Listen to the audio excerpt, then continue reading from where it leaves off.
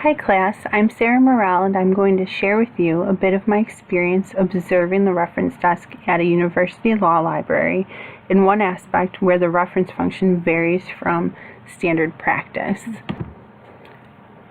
This university law library served patrons from within the law school community, mainly faculty and students, outside legal professionals working on cases for the firms that they worked for or in their legal capacity as lawyers, and members of the general public.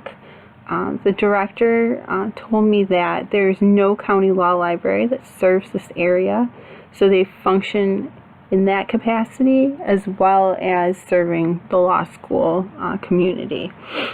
So having such a diverse patron base means they're assisting people across the whole spectrum of legal research experience, and they have a wide variety of needs that they try to meet with all these different patron groups.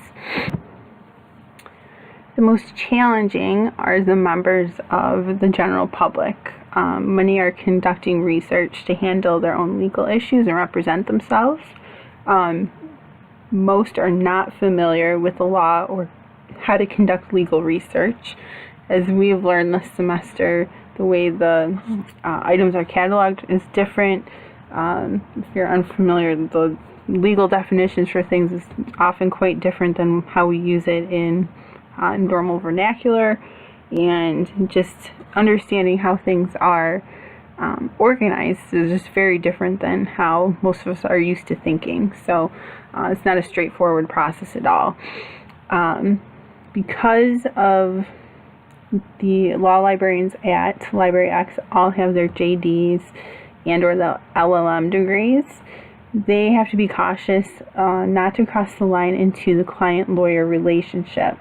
They have the degrees, but many have not taken and passed the bar exam, which means they cannot practice law.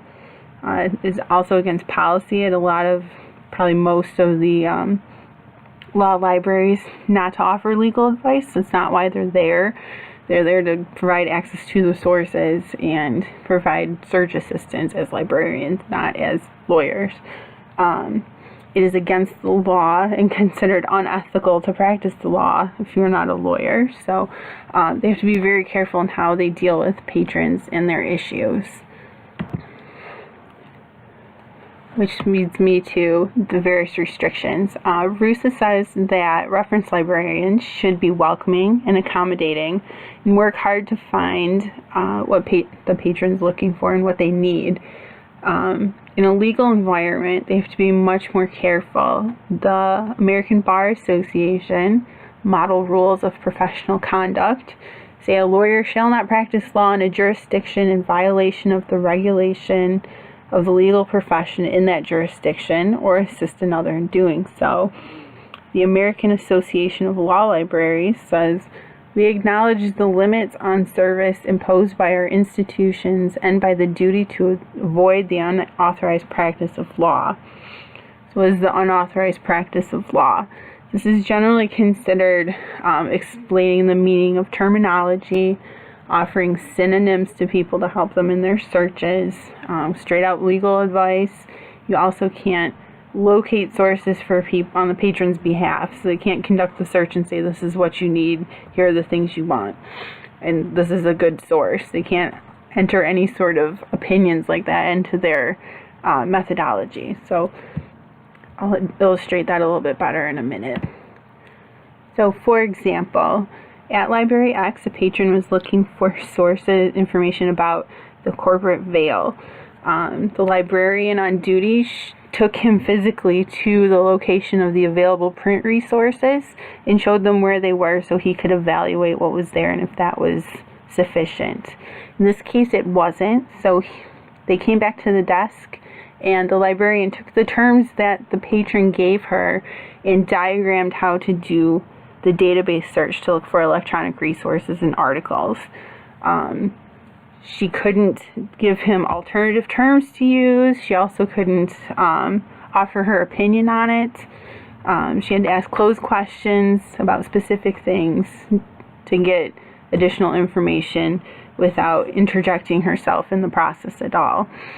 So he could come back and ask for further assistance with how to use the database and how to narrow down results, but she couldn't really offer anything as far as the content or his topic.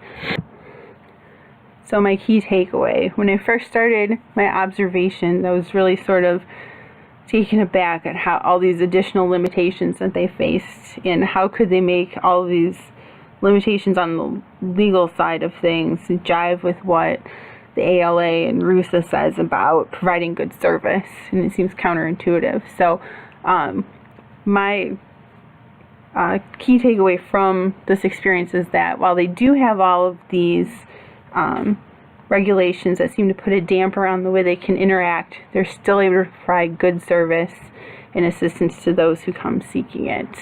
Thank you.